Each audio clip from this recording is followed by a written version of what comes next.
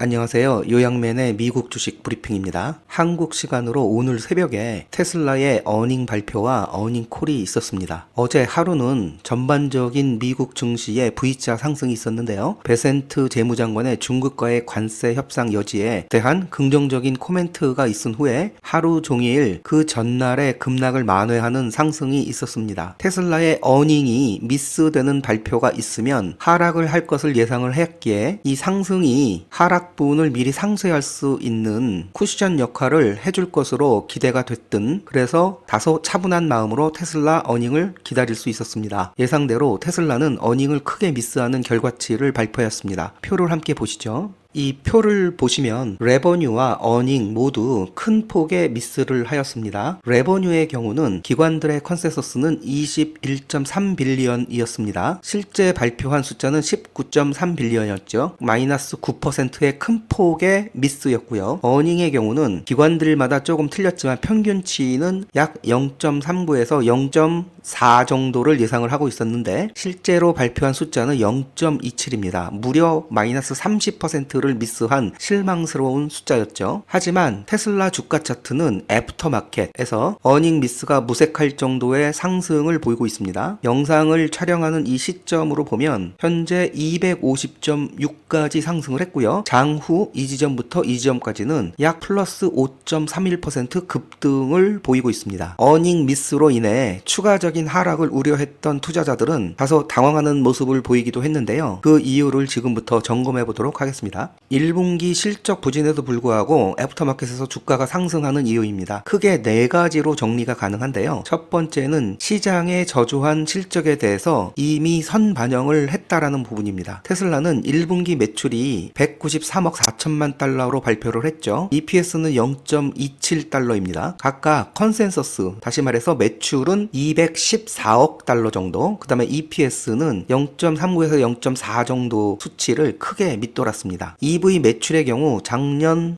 동기 대비 20%나 감소를 했고요. 차량 인도량 역시 시장의 예상치인 39만 대보다 훨씬 못 미치는 33만 대를 기록했던 결과치입니다. 이미 올해 들어 주가는 40% 이상 하락하는 등 시장에서 실적 부진을 선반영을 한 상태였다고 투자자들이 이미 인정을 했다라는 것입니다. 마음의 준비가 돼 있는 상태였기 때문에 실제 숫자가 저조하게 나왔음에도 불구하고 그 충격은 크지 않았기 때문으로 분석이 되고 있고요. 주가의 추가적인 하방 압력은 제한적이었던 것으로 생각이 됩니다. 두 번째가 미래 성장 모멘텀에 대한 기대감이 올라서인데요. 테슬라는 2025년 상반기 중에 저가형 전기차 출시 계획을 재확인했죠. 어닝콜에서 있었던 부분입니다. 이 부분이 컸던 것으로 생각이 들고요. 역시나 2026년도 로봇택시에 대한 대량 생산도 언급을 했고 26년도 중반부터는 실적에 의미 있는 영향을 줄 것이다 라는 발표도 하였습니다. 이 부분도 애프터마켓에서 상승하는 요인 중에 하나라고 생각이 듭니다. 특히나 가장 중요했던 부분은요, 일론 머스크가 어닝콜에서 밝혔던 도지에 관련된 내용입니다. 일론 머스크는 워싱턴에서의 도지 관련된 활동을 줄이고요, significantly 라는 표현을 썼죠. 테슬라 경영에 더 많은 시간을 투자하고 집중하겠다라고 밝힌 점이 투자자에 대한 신뢰 회복에 긍정적으로 작용했다라고 생각을 합니다. 이런 점들이 실적 부진에도 불구하고 미래 성장 동력에 대한 기대치가 올라가서 주가를 끌어올린 것이 아닌가 그런 생각을 해보고요. 세 번째가 거시적 환경 및 정책에 대한 기대감 때문입니다. 미국과 중국 간의 무역 전쟁이 심화되고 있는데 그 부분이 어느 정도 완화가 될 것이다 라는 기대감, 그리고 타사 대비 현지화가 잘 되어 있다라는 발표, 또한 테슬라의 현금 흐름이 매우 좋고 재무도 매우 건전하다, 보유 현금이 약 370억 달러를 갖고 있다라고 발표를 했죠. 이런 점들도 투자 심리에 긍정적으로 작용을 했다고 봅니다. 마지막으로 이번 실적 부진이 일시적이다라는 발표를 했고 시장도 이에 어느 정도 긍정의 신호를 보내고 있다라는 해석입니다. 이번 실적 부진이 생산 라인 모델 전환, 다시 말씀드리면은 구형 모델 Y를 중단하고 신형 모델 Y를 생산하는 데 비한 일시적인 요인, 단기적인 정치적 이슈 등으로 인해 부진했다라는 것이고요. 이것은 장기적인 게 아니라 단기적인 부진임을 강조했다라는 점이죠. 그리고 자동차 부분 매출은 감소했지만 에너지 사업 부분 부분은 매우 견조한 성장세를 보이고 있다는 점도 긍정적인 평가로 받아들여졌습니다. 지금부터는 어닝콜에서 어떤 이야기들이 오고 갔는지 그 내용을 살펴보겠습니다. 먼저 Q&A 시간에 앞서 일론 머스크의 서두 발언이 긴 시간 이어졌는데요. 그 내용을 요약해 보겠습니다. 일론 머스크는 서두 발언에서 5월부터는 도지에서의 시간을 확실하게 줄이고 이 부분에서 significantly라는 단어를 썼습니다. 테슬라에 집중하는 시간을 늘리겠다라고 말했습니다. 두 번째로 6월에서 8월 사이에 비감독 완전 자율주행차 판매가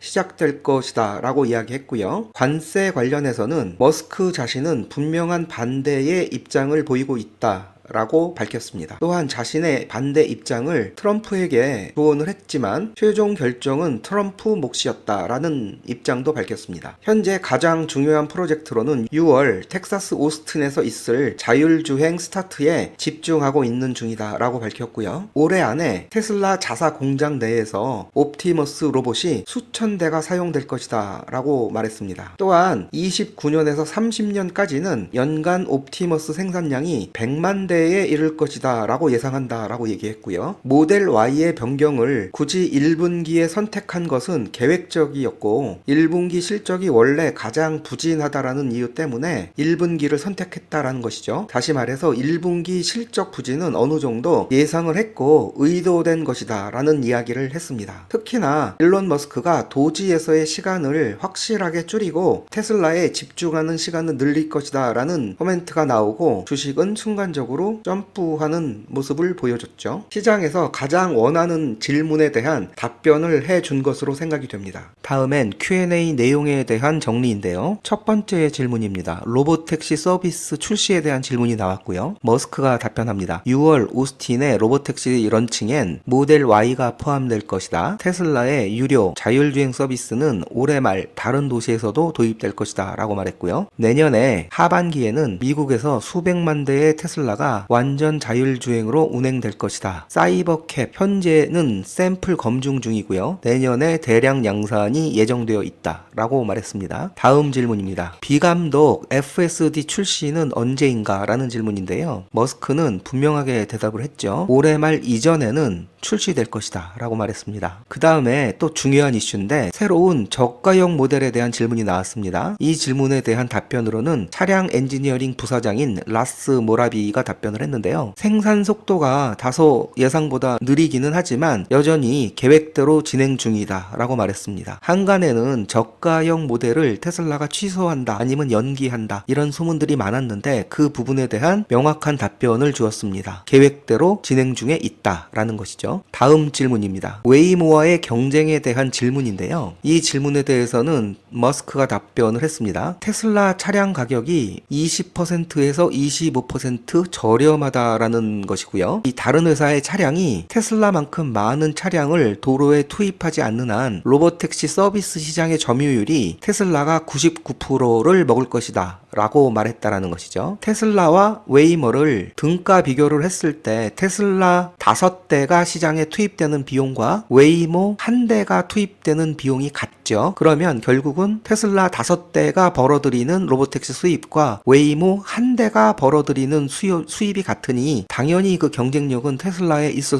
뿐이 없고요. 머스크의 의미는 경쟁사의 차량 가격이 워낙 비싸다 보니까 테슬라만큼 대량의 로보택시를 도로에 투입할 수 없다라는 의미입니다. 다음 질문입니다. 언박싱 생산 방식에 대한 질문이 나왔는데요. 머스크가 이 질문에 대한 답변을 했죠. 언박싱 프로세스는 혁신적인 생산 시스템이고요. 현재는 기가 상하이에서 가장 빠른 기록을 기록하고 있는데요. 사이클 타임이 33초입니다. 사이클 타임이라는 것은 한 대가 공장에서 완성차로 나오는 기록이죠. 이 33초가 인간이 할 수 있는 가장 극대화된 효율성을 나타낸다고 하는데요. 언박싱 프로세스가 적용되는 사이버캡 라인의 경우에는 그 목표가 5초라고 합니다. 33초도 어마어마한 기록인데 거기서 다시 혁신적으로 5초로 줄이는 것이 목표다라고 말했습니다. 다음 질문으로 관세 영향에 대한 질문이 나왔습니다. 이 질문에 대한 답변은 머스크가 했습니다. 테슬라는 엄청나게 수직적으로 통합되어 있고 북미의 경우는 85%가 현지화, 중국의 경우에는 95%가 현지화되어 있는 수준이라고 합니다. 또 머스크는 이